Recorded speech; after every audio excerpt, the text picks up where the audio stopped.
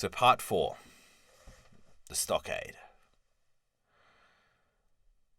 16. Narrative continued by the Doctor.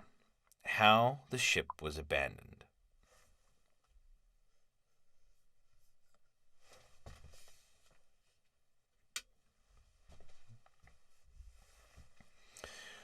It was about 1:30. 3 bells in the sea phase. 3 bells in the sea phrase, that the 2 boats went ashore from the Hispaniola. The captain, the squire, and I were talking matters over in the cabin. Had there been a breath of wind, we should have fallen on the 6 mutineers who were left aboard with us, slipped our cable, and away to sea. But the wind was wanting, and to complete our helplessness, down came Hunter with the news that Jim Hawkins had slipped into a boat and was gone ashore with the rest. It never occurred to us to doubt Jim Hawkins, but we were alarmed for his safety.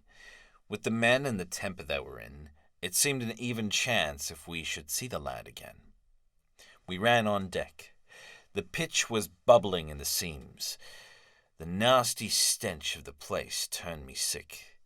If ever a man smelt fever and dysentery, it was in that abominable anchorage. The 6 scoundrels were sitting grumbling under a sail in the forecastle.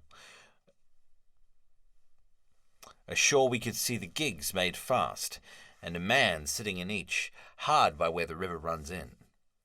One of them was whistling Lillabulero. Waiting was a strain, and it was decided that Hunter and I should go ashore with the jolly boat in quest of information. The gigs had leaned to their right, but Hunter and I pulled straight in the direction of the stockade upon the chart. The 2 who were left guarding their boats seemed in a bustle at our appearance.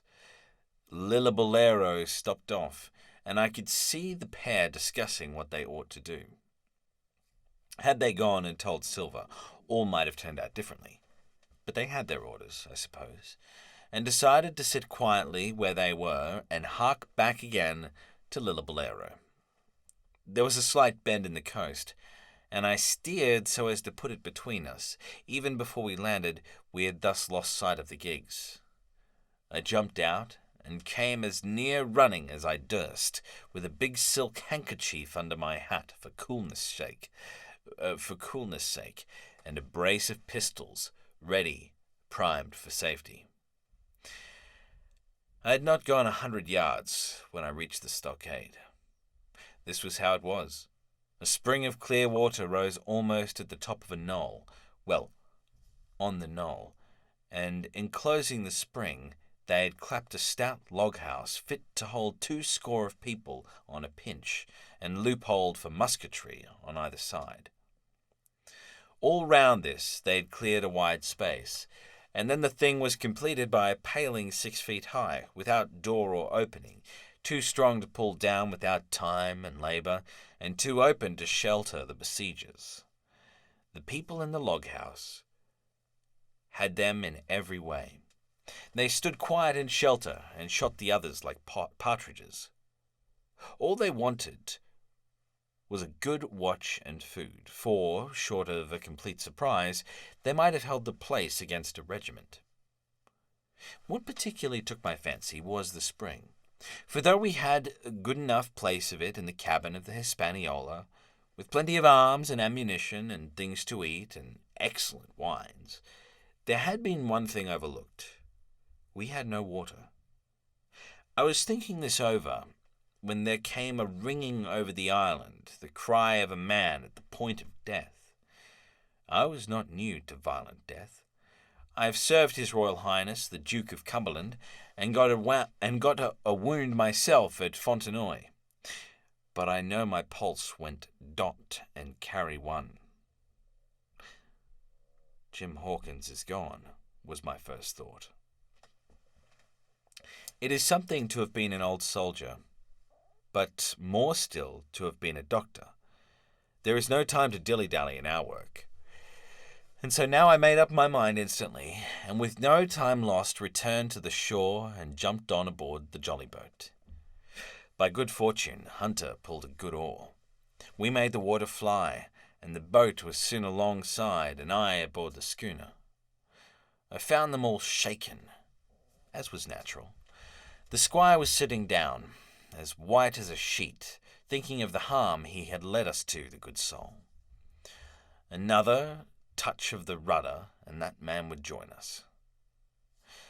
I told my plan to the captain, and between us we settled on the details of its accomplishment. We put old Redruth in the gallery between the cabin and the forecastle, with 3 or 4 loaded muskets and a mattress for protection. Hunter brought the boat round under the stern port, and Joyce and I set to work loading her with powder tins, muskets, bags of biscuits, kegs of pork, a cask of cognac, and my invaluable medicine chest. In the meantime, the squire and the captain stayed on deck, and the latter hailed the coxswain, who was the principal man aboard. "Mr. Hans," he said, "here are 2 of us with a brace of pistols each. If any one of you 6 make a signal of any description, that man's dead." They were a good deal taken aback, and after a little consultation, one and all tumbled down the fore companion, thinking no doubt to take us on the rear. But when they saw Redruth waiting for them in the sparred gallery, they went about ship at once, and a head popped out again on deck. "Down, dog," cries the captain. And the head popped back again, and we heard no more for the time of these 6 very faint-hearted seamen. By this time, tumbling things in as they came,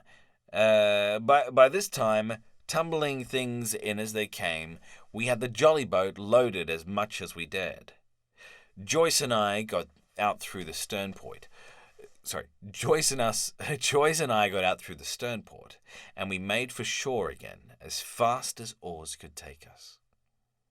This second trip fairly aroused the watchers along shore. Little Bolero was dropped again, and just before we lost sight of them behind the little point, one of them whipped ashore and disappeared. I had half a mind to change my plan and destroy their boats, but I feared that Silver and the others might be close at hand, and all might very well be lost by trying for too much. We had soon touched land in the same place as before, and set to provision the blockhouse. All 3 made the first journey, heavily laden, and tossed our stores all over the palisade. Then, leaving Joyce to guard them, 1 man, to be sure, but with half a dozen muskets, Hunter and I returned to the jolly boat, and loaded ourselves once more. So we proceeded without pausing to take breath, till the whole cargo was bestowed, when the 2 servants took up their position in the blockhouse, and I, with all my power, sculled back to the Hispaniola.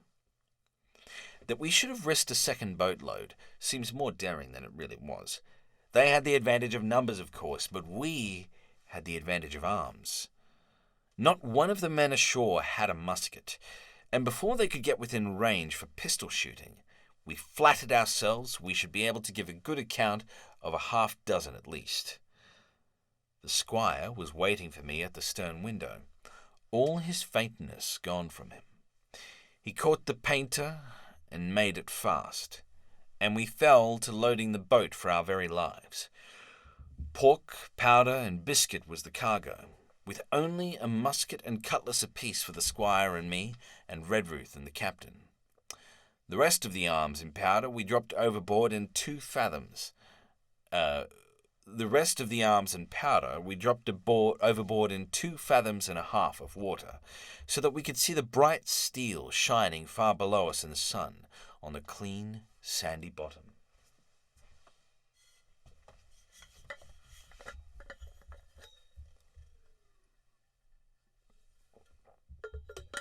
Anyone know how much a fathom is?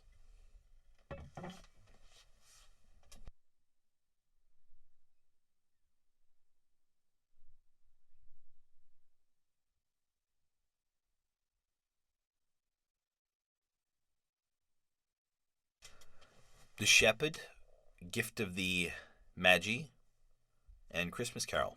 Cool. Good suggestions, John. I will check those out and see what our options are. 6 feet. That's a fathom. Okay, good to know. I'm never going to refer to anything as 6 feet again. He's about 1 fathom. 1 fathom, 14 hands tall. Right. Yeah, that's my new plan. Just slowly I'm going to transition into speaking as old-fashioned as I can. Fathom. That's awesome. Okay.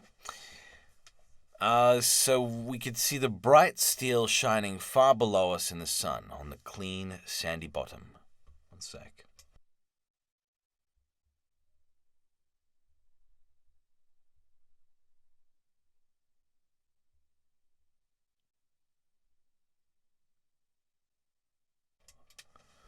By this time, the tide was beginning to ebb, and the ship was swinging round to her anchor. Voices were heard faintly hallooing in the direction of the 2 gigs, and though this reassured us for Joyce and Hunter, who were well to the eastward, it warned our party to be off. Redruth retreated from his place in the gallery and dropped into the boat, which we then brought round to the ship's counter, to be handier for Captain Smollett. "Now, men," said he, "do you hear me?" There was no answer from the forecastle. "It's to you, Abraham Gray. It's to you I am speaking." Still no reply. "Gray," resumed Mr. Smollett, a little louder, "I am leaving this ship, and I order you to follow your captain. I know you are a good man at bottom, and I dare not say not one of the lot of you's as bad as he makes out.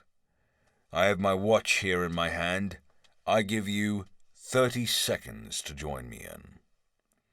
There was a pause.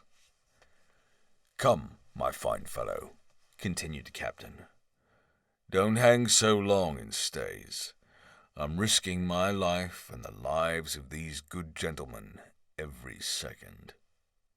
There was a sudden scuffle, a sound of blows, and out burst Abraham Gray with a knife cut on the side of the cheek, and came running to the captain like a dog to the whistle. "I'm with you, sir," said he. And the next moment he and the captain had dropped aboard of us, and we had shoved off and given way. We were clear out of the ship, but not yet ashore in our stockade. This is Chapter 17, narrative continued by the Doctor, the Jolly Boat's last trip. This 5th trip was quite different from any of the others. In the first place, the little galley-pot of a boat that we were in was gravely overloaded.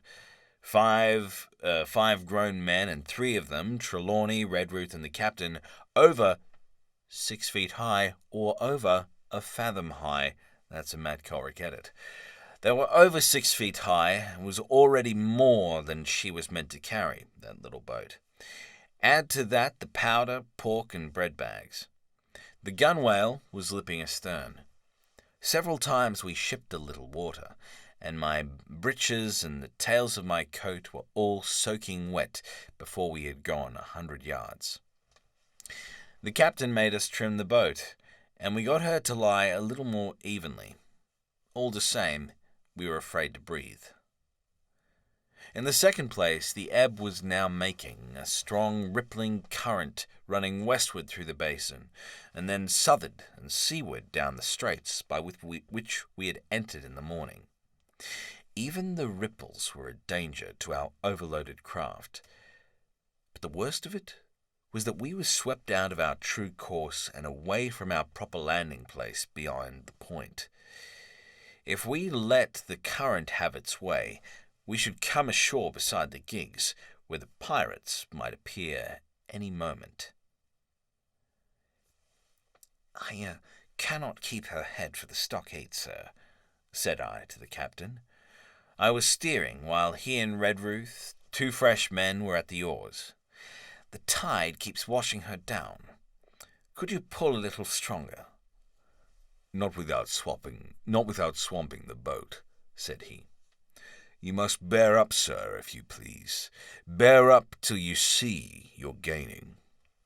I tried, and found by experiment that the tide kept sweeping us westward until I had laid her head due east, or just about right angles to the way we ought to go.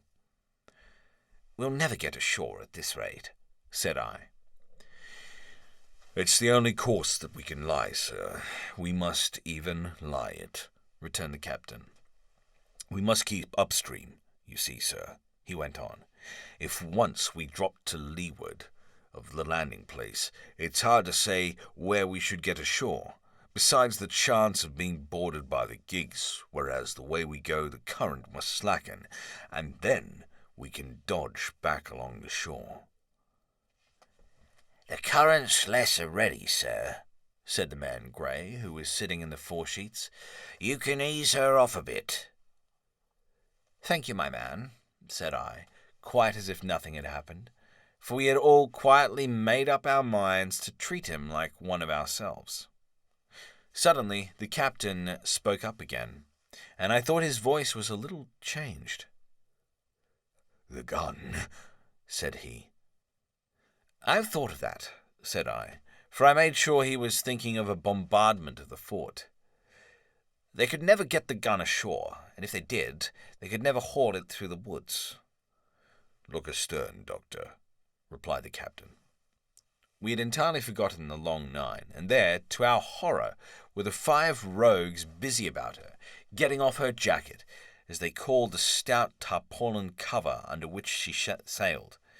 Not only that, but it flashed into my mind at the same moment that the round shot and the powder for the gun had been left behind, and a stroke with an axe would put it all into the possession of the evil ones abroad.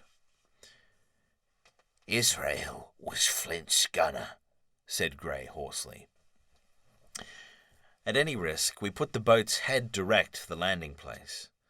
By this time, we had got so far out of the run of the current that we kept steerage way even at our necessarily gentle rate of rowing, and I could see her steady for the goal. But the worst of it was that with the course I now held, we turned our broadside instead of our stern to the Hispaniola, and offered a target like a barn door. I could hear as well as see that brandy-faced rascal, Israel Hands, plumping down a round shot on the deck. "Who's the best shot?" asked the captain. "Mr. Trelawney, out and away," said I. "Mr. Trelawney, will you please pick me off one of these men, sir? Hands, if possible," said the captain. Trelawney was as cool as steel. He looked to the priming of his gun. "Now," cried the captain, "easy with that gun, sir, or you'll swamp the boat. All hands stand by to trim her when he aims."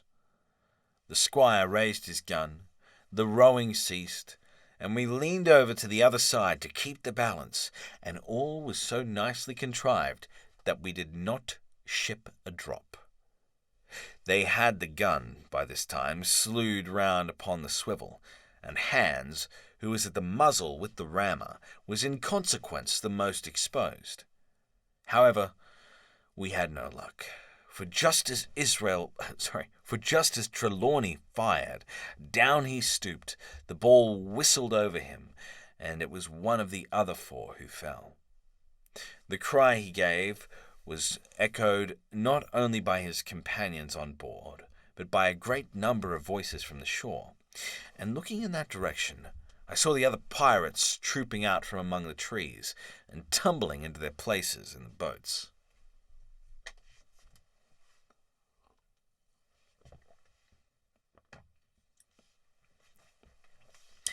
"Here come the gigs, sir," said I.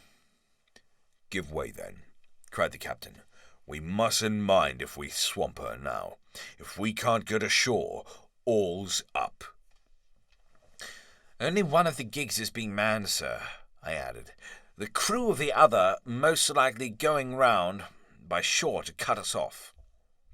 "They'll have a hot run, sir," returned the captain. "Jack ashore, you know. It's not them I mind. It's the round shot. Carpet bowls. My lady's maid couldn't miss. Tell us, Squire, when you see the match, and we'll hold water." In the meanwhile, we had been making headway at a good pace for a boat so overloaded, and we had shipped but little water in the process. We were now close in, 30 or 40 strokes, and we should beach her, for the ebb had already disclosed a narrow belt of sand below the clustering trees. The gig was no longer to be feared. The little point had already concealed it from our eyes. The ebb tide, which had so cruelly delayed us, was now making reparation and delaying our assailants. The one source of danger was the gun. "If I durst," said the captain, "I'd stop and pick off another man." But it was plain that they meant nothing should delay their shot. They had never so much as looked at their fallen comrade, though he was not dead, and I could see him trying to crawl away. "Ready!" cried the squire. "Hold!" cried the... "Hold!" cried the captain, quick as an echo. And he and Redruth backed with a great heave that sent her stern bodily under water. The report fell in at the same instant of time. This was the first that Jim heard, the sound of the squire's shot not having reached him. When the bell passed, not one of us precisely knew, but I fancy it must have been over our heads, and that the wind of it may have contributed to our disaster. At any rate, the boat sank by the stern quite gently in 3 feet of water, leaving the captain and myself facing each other on our feet. The other 3 took complete headers and came up again drenched and bubbling. So far, there was no great harm. No lives were lost, and we could wade ashore in safety.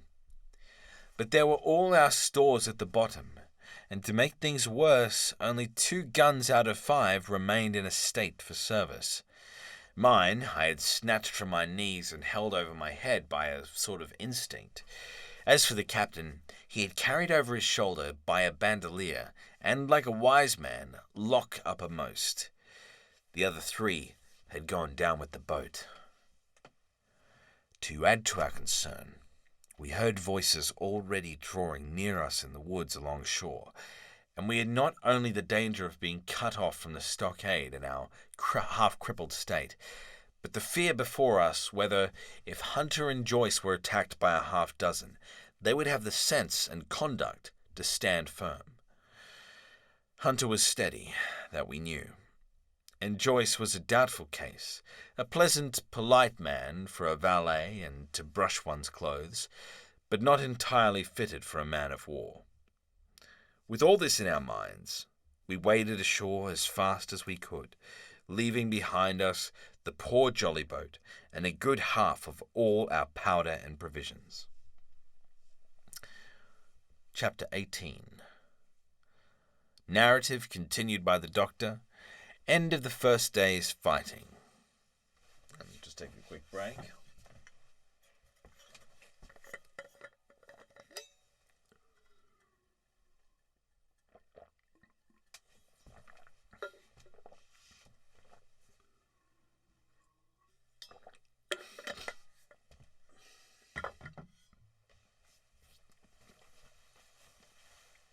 So, the narrative continued by the doctor.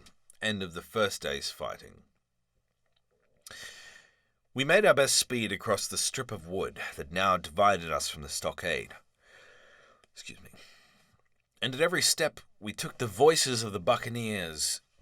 The voices of the buccaneers rang nearer. Soon we could hear their footfalls as they ran, and the cracking of the branches as they breasted across a bit of thicket. I began to see we should have a brush for it in earnest, and looked to my priming. "Captain," said I, "Trelawney is the dead shot. Give him your gun. His own is useless." They exchanged guns, and Trelawney, silent and cool as he had been since the beginning of the bustle, hung a moment on his heel to see that all was fit for service. At the same time, observing Grey to be unarmed, I handed him my cutlass. It did all our hearts good to see him spit in his hand, knit his brows, and make the blade sing through the air. It was plain from every line of his body that our new hand was worth his salt. 40 paces farther we came to the edge of the wood, and saw the stockade in front of us. We struck the enclosure about the middle of the south side, and almost at the same time, 7 mutineers, Job Anderson, the boatswain, at their head, appeared in full cry at the southwestern corner. They paused, as if taken aback. And before they recovered, not only the squire and I, but Hunter and Joyce from the blockhouse had time to fire. The 4 shots came in rather a scattering volley, but they did the business. One of the enemy actually fell, and the rest, without hesitation, turned and plunged into the trees. After reloading, we walked down the side of the... After reloading, we walked down the outside of the palisade to see the fallen enemy. He was stone dead, shot through the heart. We began to rejoice over our good success, when just at that moment a pistol cracked in the bush, a ball whistled close past my ear, and poor Tom Redruth stumbled and fell his length on the ground. Both the squire and I returned the shot, but as we had nothing to aim at, it is probable we only wasted powder. Then we reloaded, and turned our attention to poor Tom. The captain and Grey were already examining him, and I saw with half an eye that all was over. I believe the readiness of our return volley had scattered the mutineers once more, for we were suffered, without further molestation, to get the poor old gamekeeper hoisted over the stockade and carried, groaning and bleeding, into the log house. Poor old fellow. He had not uttered one word of surprise, complaint, fear, or even acquiescence from the very beginning of our troubles till now, when we laid him down in the log house to die. He had lain like a Trojan behind his mattress in the gallery. He had followed every order silently, doggedly, and well. He was the oldest of our party by a score of years, and now, sullen, old, serviceable servant, it was he that was to die. The squire dropped down beside him on his knees, and kissed his hand, crying like a child. Be I going, doctor? He asked.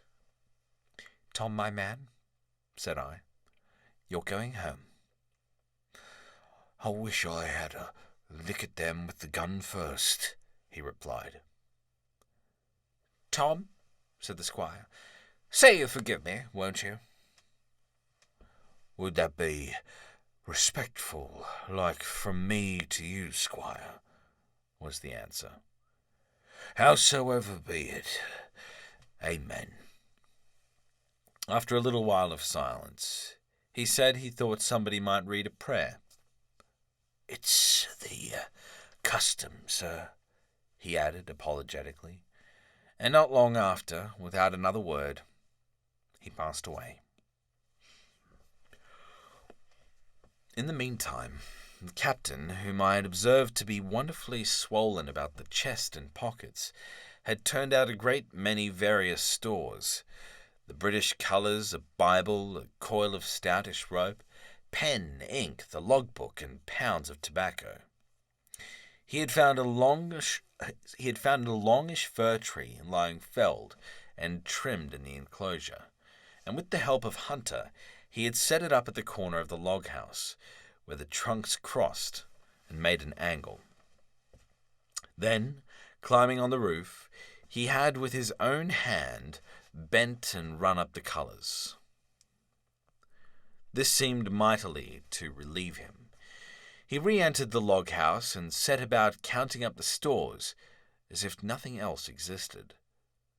But he had an eye on Tom's passage for all that, and as soon as all was over, came forward with another flag and reverently spread it on the body.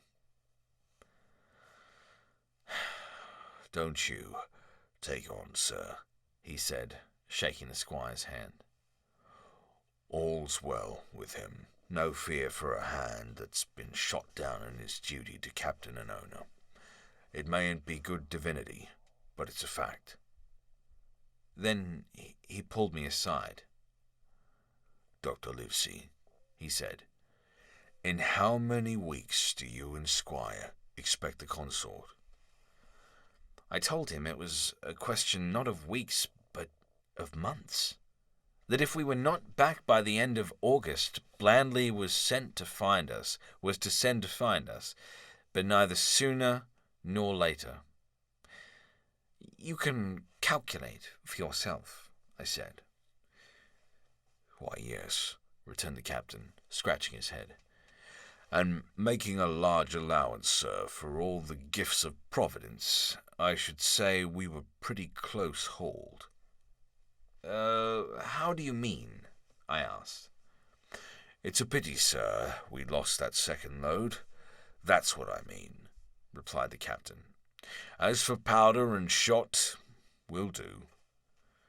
But the rations are short, very short.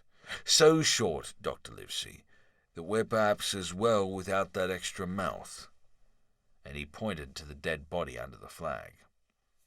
Just then, with a roar and a whistle, a round shot passed high above the roof of the log house and plumped far beyond us in the wood. "Ho, ho!" said the captain. "Blaze away! You've little enough powder already, my lads." At the second trial, the aim was better, and the ball descended inside the stockade, scattering a cloud of sand, but doing no further damage. "Captain," said the squire, "the house is quite invisible from the ship. It must be the flag they are aiming at. Would it not be wiser to take it in?" "Strike my colours," said the captain. "No, sir, not I." And as soon as he had said the words, I think we all agreed with him, for it was not only a piece of stout, seamanly, good feeling, it was good policy besides, and showed our enemies that we despised their cannonade. All through the evening they kept thundering away. Ball after ball flew over or fell short or kicked up the sand in the enclosure, but they had to fire so high that the shot fell dead and buried itself in the soft sand.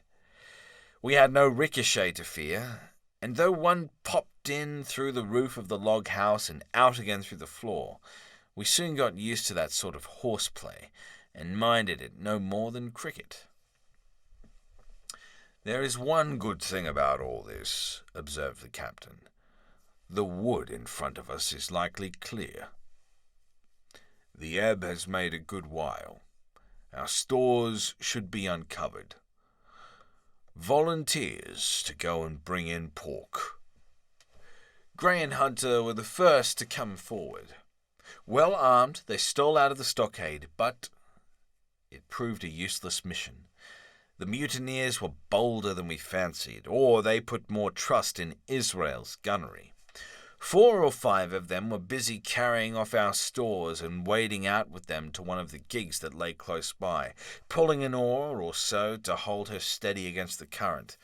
Silver was in the stern sheets in command, and every man of them was now provided with a musket from some secret magazine of their own. The captain sat down to his log, and here is the beginning of the entry. Alexander Smollett, master. David Livesey, ship's doctor. Abraham Gray, carpenter's mate. John Trelawney, owner. John Hunter and Richard Joyce, owner's servants. Landsmen, being all that is left faithful of the ship's company, with stores for 10 days at short rations, came ashore this day, and flew British colours on the log house in Treasure Island. Thomas Redruth, owner's servant. Landsman, shot by the mutineers, Jim Hawkins' cabin boy. And at the same time, I was wondering over poor Jim Hawkins' fate. A hail on the land side. "Somebody's hailing us," said Hunter, who was on guard. "Doctor! Squire! Captain! Hello, Hunter, is that you?" came the cries. And I ran over to the door in time to see Jim Hawkins, safe and sound, come climbing over the stockade. That's chapter 19.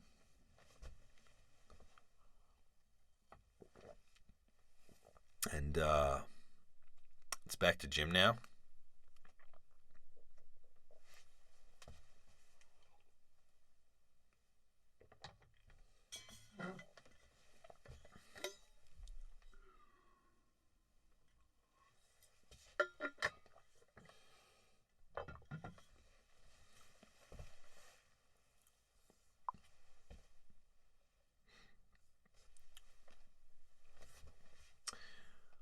I want to see what these books are about.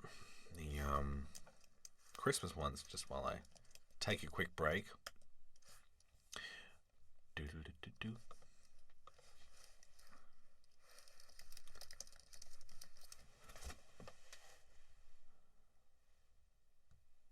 Oh, the Gift of the Magi? Magi? Magi? I don't know. Short story. Cool. That's always good when it's a quick one.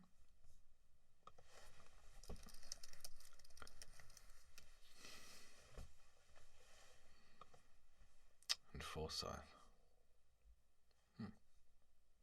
Cool. Another short one. Christmas Carol is reasonably long, so I'll have to see what's going to be good for timing. All right, well, shall we get back into this one? Chapter 19. Magi. Okay, cool. Thanks, John. All right. I'll look at them in some more detail. I've got them saved there. So, 19. Narrative resumed by Jim Hawkins. The garrison in the stockade. As soon as Ben Gunn saw the colours, he came to a halt, stopped me by the arm, and sat down. I have to remember Ben Gunn's voice. I think he was just kind of cockney, rough. Ben Gunn saw the colours, he came to a halt, stopped me by the arm, and sat down. "Now," said he, "there's your friend, sure enough." "Far more likely it's the mutineers," I asked. "That!" he cried. "Why, in a place like this, where nobody puts in but gentlemen of fortune, silver would fly the Jolly Roger, and you don't make no doubt of that. No, that's your friends. There's been blows too, and I reckon your friends has had the best of it. And here they are ashore in the old stockade as was made years and years ago by Flint. He was the man to have a headpiece, was Flint. Barring rum, his match was never seen. He were afraid of none, not he. Only silver. Silver was that genteel." "Well," said I, "that may be so, and so be it. All the reason that I should hurry on and join my friends." "Nay, mate," returned Ben, "not you. You're a good boy, or I'm mistook, but you're only a boy, all told. Now, Ben Gunn is fly. Rum wouldn't bring me there where you're going, no, not rum wouldn't, till I see you're born gentleman and gets it on his word of honour. And you won't forget my words. A precious sight, that's what you'll say. A precious sight more confidence, and then nips him." And he pinched me the third time with the same air of cleverness. "And when Ben Gunn is wanted, you know where to find him, Jim, just where you found him today, and him that comes is to have a white thing in his hand, and he's to come alone. Oh, and you'll say this. Ben Gunn, says you, has reasons of his own. Well, said I believe I understand. You have something to propose, and you wish to see the squire or the doctor, and you're to be found where I found you. Is that all? And when, says you, he added. Why, from about noon observation to about 6 bells. Good, said I. And now may I go? You won't forget? He inquired anxiously. Precious sight and reasons of his own, says you. Reasons of his own, that's the mainstay, as between man and man. Well then, still holding me, I reckon you can go, Jim. And Jim, if you was to see silver, you wouldn't go for to sell Ben Gunn. Wild horses wouldn't draw it from you. No, says you. And if them pirates camp ashore, Jim, what would you say but there'd be widders in the morning? Here he was interrupted by a loud report, and a cannonball came tearing through trees and pitched in the sand not 100 yards from where we two were talking. The next moment each of us had taken to his heels in a different direction. For a good hour to come, frequent reports shook the island, and balls kept crashing through the woods. I moved from hiding place to hiding place, always pursued, or so it seemed to me, by these terrifying missiles. But towards the end of the bombardment, though still I durst not venture in the direction of the bombardment. I durst not venture in the direction of the stockade, where the balls fell oftenest.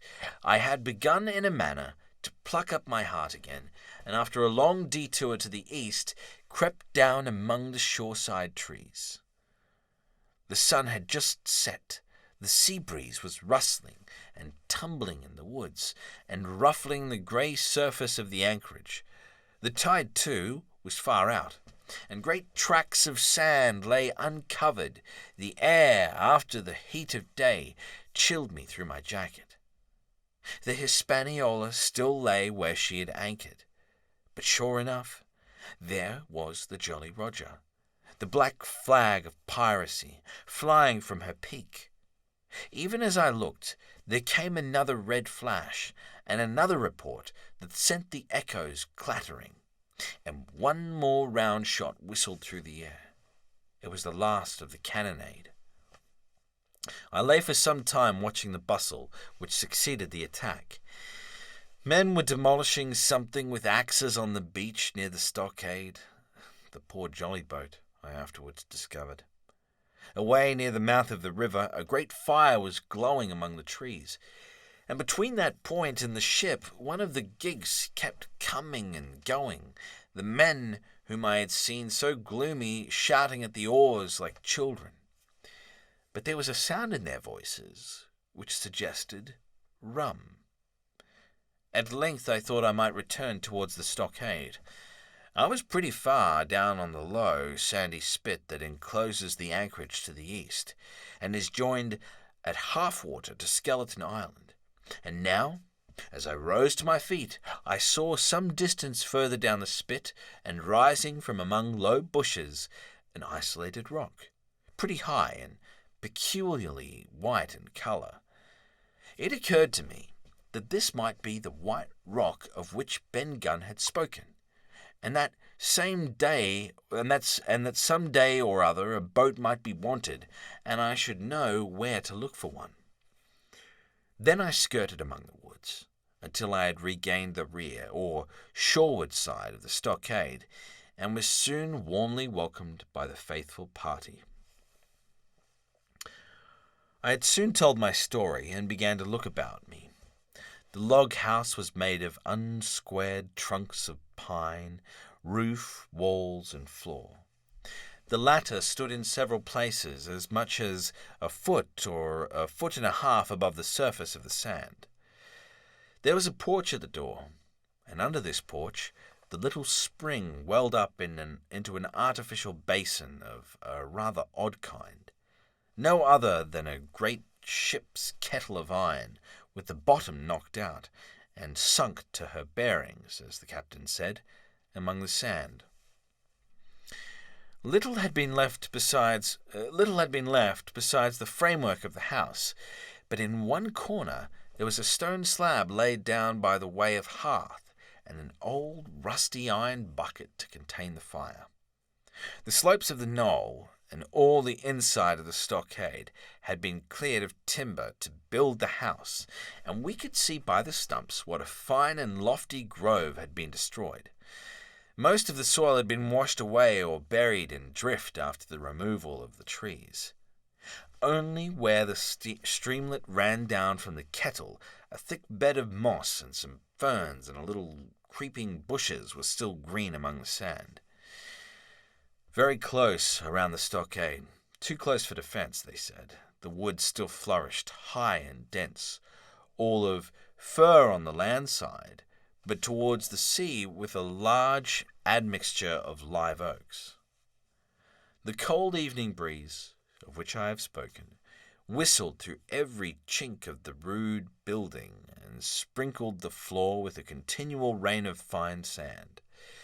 There was sand in our eyes and sand in our teeth, sand in our suppers, sand dancing in the spring at the bottom of the kettle, for all the world like porridge beginning to boil. Our chimney was a square hole in the roof. It was but a little part of the smoke that found its way out, and the rest eddied about the house and kept us coughing and piping the eye.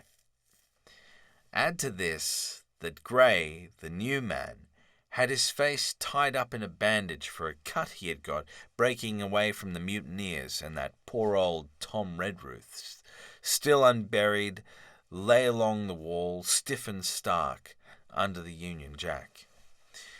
If we had been allowed to sit idle, we should have all fallen in the blues, but Captain Smollett was never the man for that. All hands were called up before him, and he divided us into watches. The doctor and Gray and I for one, the squire, Hunter, and Joyce upon the other. Tired though we all were, 2 were sent out for firewood. 2 more were set to dig a grave for Redruth. The doctor was named cook. I was put sentry at the door, and the captain himself went from one to another, keeping our spirits and lending a hand wherever it was wanted.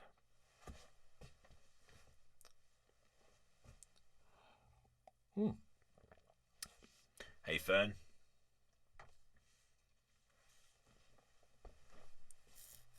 Welcome. Yeah, glad you made it for the action. Awesome.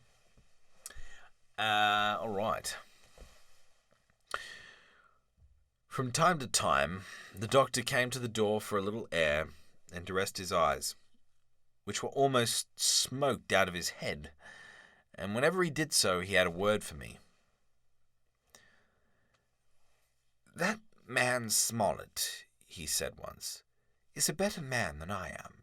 And when I say that, it means a deal, Jim." Another time he came and was silent for a while. Then he put his head on one side and looked at me. "Is this Ben Gunn a man?" he asked. "I do not know, sir," said I. "I'm not very sure whether he's sane."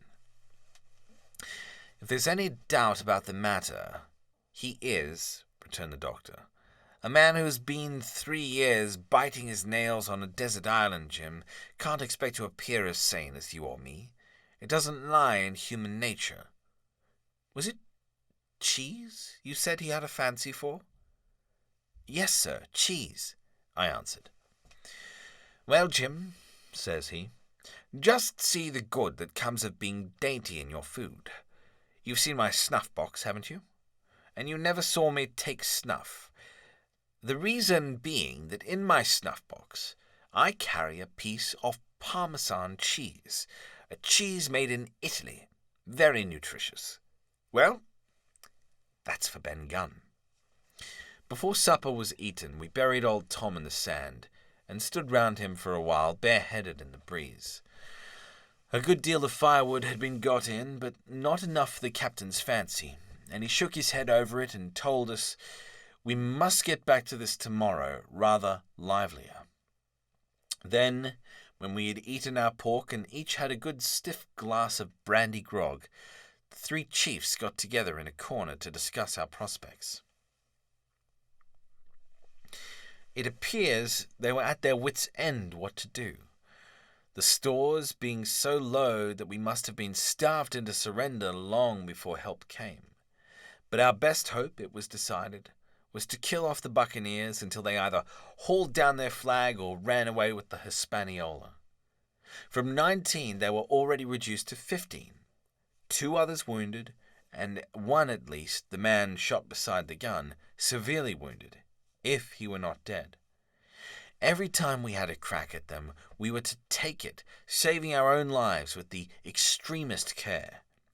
And besides that, we had 2 able allies, rum and the climate.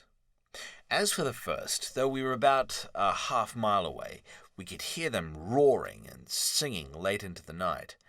And as for the second, the doctor staked his wig that, camped where they were in the marsh and unprovided with remedies, the half of them would be on their backs before a week. So, he added, if we are not all shot down first, they'll be glad to be packing in the schooner. It's always a ship, and they can get to buccaneering again, I suppose. First ship that I ever lost, said Captain Smollett. I was dead tired. I was dead tired, as you may fancy. And when I got to sleep, which was not till after a great deal of tossing, I slept like a log of wood. The rest had long been up, and had already breakfasted and increased the pile of firewood by about half as much again, when I was wakened by a bustle and the sound of voices. "Flag of truce!" I heard someone say, and then, immediately after, with a cry of surprise, "Silver himself!" And at that, up I jumped, and rubbing my eyes, ran to a loophole in the wall. Ooh, suspense. I'm going to finish there, guys. That's a good spot to leave it. That's chapter 19 done. Next is chapter 20, when we find out what Silver wants.